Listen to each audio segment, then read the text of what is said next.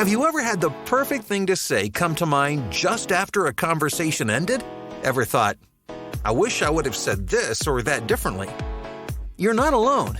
One Last Word podcast is an outlet for every wish I would have said, hadn't thought of that before moment. Every Monday, pastors from Living Hope Church will engage with the recent Sunday morning conversation and drill down a little deeper. Catch a short snapshot of the message and hear something new and unexpected. One Last Word provides the opportunity to not let those challenging ideas and deeper thoughts go left unchecked. Join us as we get in One Last Word. Well, hello, everybody. Glad to be back together again here on One Last Word. Welcome, my fellow wanderers and ponderers today. I know it's been a little while since we've posted. We had a little vacation break, and now we're back, and I'm excited to be back. I got some stuff to talk about today. We have been now 2 weeks into a new sermon series here at Living Hope Church. If you've missed any of them, you can check us out on facebook.com/Living Hope or go to our website, elivinghope.com. There's an archives of messages there, and you can find all that kind of stuff there. But we started a new series called Love Songs, and we're journeying through the book of Song of Songs, talking about relationships with one another, romantic relationships, dating relationships, what it means to be single and pursuing relationship, and relationship with God. It's been a really fruitful time together and just has been so good, and I'm excited about the weeks to come. We're blushing a little bit as we journey through the book of Song of Songs. If you've never read it, it's a love poem. It is the song of all songs. It's a poem written between two lovers who are pursuing one another and dealing with the pressures of the world around them, trying to get them to love differently than God would intend for their relationship to be. And so we're looking towards the ideal of love, how to have our best relationships, our best marriages, our best dating relationships, how to raise the bar for purity and esteem in relationships, how to focus on character, how to focus on what's deep in our hearts. This past week, we talked about and talked through the different seasons of relationships. The two lovers in the poem in chapter 2 of Song of Songs go back and forth between this intense season of love and the summertime of their relationship. We talked about when winter comes, because winter is always coming, and their season of winter and what happens in their relationship. And then springtime as love bursts from this engagement of intimate connection, of revealing what's going on inside of their lives. And we learned something new about our relationships and how we engage with one another through all the different seasons of relationships. And that is true for our relationship with God as well. Maybe you're listening today and you've experienced passionate moments where you can feel God and He's present and He's right there with you. I've had those in my own life. And then I've had seasons of winter in my relationship with God, where I felt like, where is God? He's absent. A lot of times things going on in the world here in the last few weeks, it's easy to look around and say, God, where are you? I can't feel you. I can't see you. How do I make sense of what's going on in the world? And then seasons of spring, where we move through the time of winter and we come back out and we find fresh renewal and life and restoration. All those seasons happen in our relationship with God as well. And we talked about a lot of different things this past Sunday, but something I want to just connect with again, I think is really important, is that no matter what season we're going through in our relationships or in a relationship with God, we talked about the importance of pursuit. That oftentimes what happens when we face a season like summertime, for example, and we have all these gushy feelings, the honeymoon season, and love is caught on fire. In our relationship with God, sometimes we experience moments like that, and we're just passionately engaged with the pursuer of our hearts and souls, and we feel alive and fresh with His presence. And it's easy to think that that's how a relationship always is and always should be, that unless our relationship is full of passion or full of what we believe is love, then when it goes away, what do we do with that?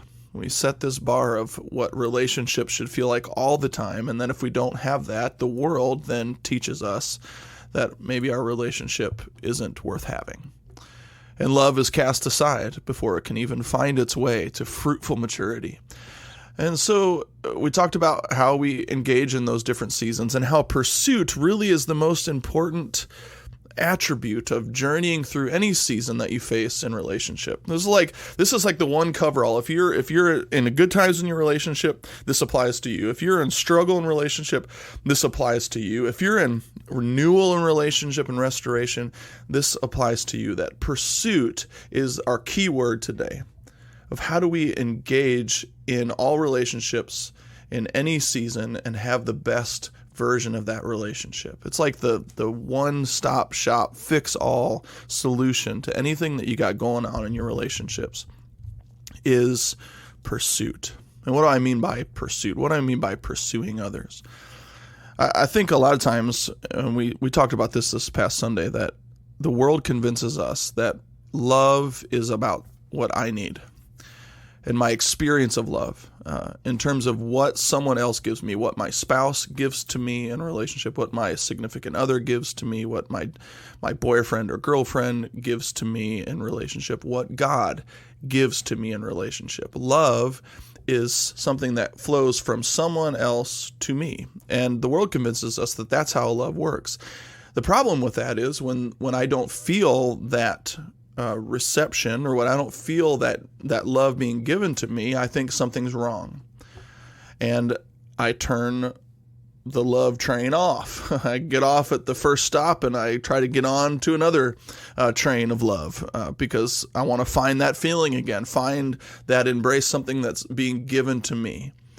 And yet all throughout the scripture, we read a different sort of love, a greater and more perfect ideal of love. In fact, 1 John in chapter 4 of his book says that God is love, that God is our ideal of love. And God, as revealed in the life and death and resurrection of Jesus, shows us that love is not something that is about getting, but love finds its fullest, most complete form in giving. He turns the trajectory around. And love is about extending and sacrificing and surrendering. And that's hard for us in a world that says love is all about what do I get out of the deal. And love is all about transaction. And I think it's why we have so much trouble in relationships. And we find today through the word of Song of Songs, I invite you to go back and read chapter 2 again, this dance between the seasons of their relationship, but the one constant that held them together and moved them forward was always pursuit. They were always pursuing one another. In the time of winter, the man in the poem was pursuing, looking in the clefts of the rock for the woman they had gone through a winter time, and he was pursuing her. And pursuit always leads us to deeper and greater intimacy. Intimacy. I'm not talking about sex when I say intimacy. What I'm talking about is a deep revealing of who we are and who others are. And in that revealing, we experience intimacy, a deep knowing, and that is at the heart of what love is all about. So how do we pursue in all seasons of life? Maybe you find yourself in a winter season in your relationship or your marriage or your relationship with God, and love just feels non-existent. And maybe you've even been thinking about the reality that maybe love is over and there is no love, and you've been betrayed and moving towards divorce or breaking up or whatever that looks like. But seasons of winter, where the world would convince us that love is on the rocks, like it's on the brink of collapse. Instead, seasons of winter offer us and afford us an opportunity to experience love in a much more deep way, where we can engage and see what's going on inside of one another if we will pursue one another. So what does that look like to pursue in relationships? Well, I've had this word rhythms swimming around in my head all week, all week. It's Monday, so for one day since Sunday. This idea of rhythms and how important rhythms are to our spiritual relationship with God. But I want to talk about them, rhythms in our romantic relationships, in our marriages and dating relationships. That the way we pursue is through rhythms and routines of relationships that afford us the opportunity for healthy relationship. So what I mean is by pursuing your spouse or your significant other, your boyfriend or girl, if you're trying to build an established foundation of healthy love and unity and intimacy, then no matter what the season is, learn to practice the rhythms of pursuit. And what pursuing other does is it takes the focus off what am I getting from this relationship, and instead it makes us think, what am I giving in this relationship? And whenever we start there, we're moving towards a greater and more perfect ideal of love in our relationship. So what does it mean to pursue in your marriage? It means to practice the routine of pursuit, dating, writing notes, buying flowers for your spouse, making sure you're entering into a regular routine of pursuing the other. I've been married now for 22 years to my beautiful wife, Heather. And we've gone through whole seasons of time where we look up and months go by and we haven't been on a date. I wonder if that's true for you. And it's not because something's broken in our marriage, it's because we're busy like everybody else. And unless you rely on routines and rhythms to ground you and found you in your life and in your relationship, you'll find whole expanses of time being left to having no pursuit. And when you don't pursue, it's very easy to fall back into the questions and doubts of why don't I feel loved? So practice pursuit today. Maybe this week, invite your spouse out on a date. Ask them to go on a date. Send them a love letter. I spend whole days throughout my year, usually once or twice a year, where I'll spend the whole day and I'll send cheesy pickup lines to my wife. And she just loves it. She eats it up. It makes her feel special. I've lost my number. Can I have yours? Lots of great, just things come out of practicing the regular routine of pursuing other. So dating and getting into that pursuit of your spouse or your loved one is important, practicing routine. But it's also important on a relationship with God, especially in times like winter when we feel separated or disconnected from the feeling of the presence of God. It's spiritual rhythms that keep putting us in position to experience the thing that we long to experience. Ruth Haley Barton, in her book Sacred Rhythms, says it like this: I cannot transform myself, or anyone else for that matter. What I can do is create the conditions in which spiritual transformation can take place by developing and maintaining a rhythm of spiritual practice that keeps me open and available to God. See, rhythms and routines spiritually, things like practicing daily prayer. I have a wonderful book that I love called Vinit, put together by a guy named Robert Benson. It's just a version of the book of daily prayer. And morning and afternoon and evening, I find my way back, not every day, but as much as I can, I find my way back those portions of the day to position myself to experience and create the conditions for spiritual transformation and connection, especially when I feel a disconnect between God and myself. So I rely on prayer. I invite you, find some prayer rhythms in your life, even if it just begins by starting your day and ending your day with closing your eyes and saying the Lord's Prayer. It's a wonderful gift that God has given us to teach us how to pray. And He did that for the purpose of giving us a practicable, repeatable practice and rhythm to keep us conditioned and connected to Him and positioning ourselves to be experiencing His presence. So practice prayer. Another thing that I've learned that has really given me life is I've learned to practice the rhythm of solitude.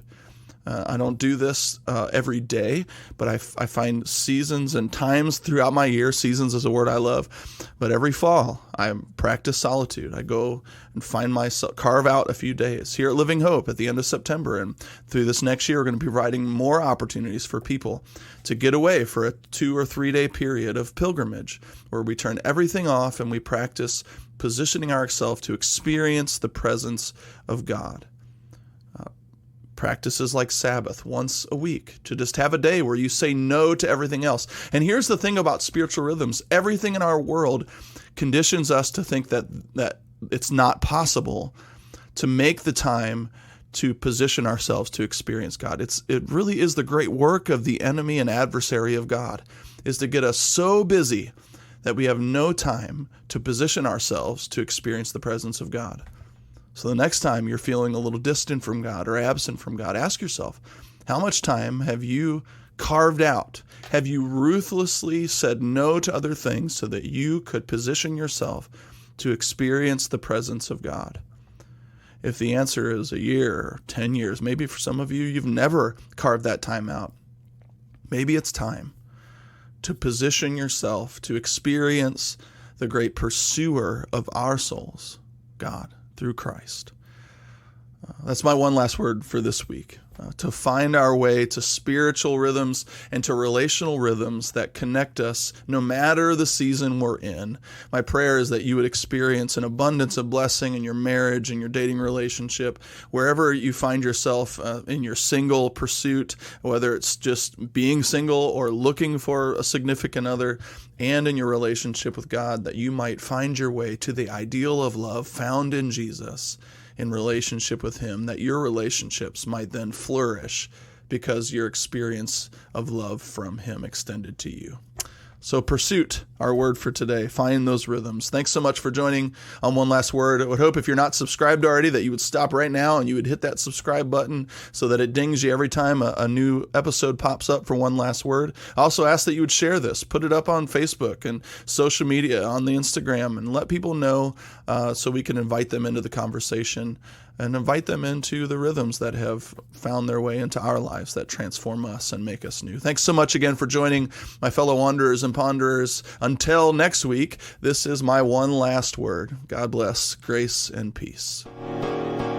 Thanks for listening to One Last Word. Make sure you subscribe and share today. Find more resources at elivinghope.com.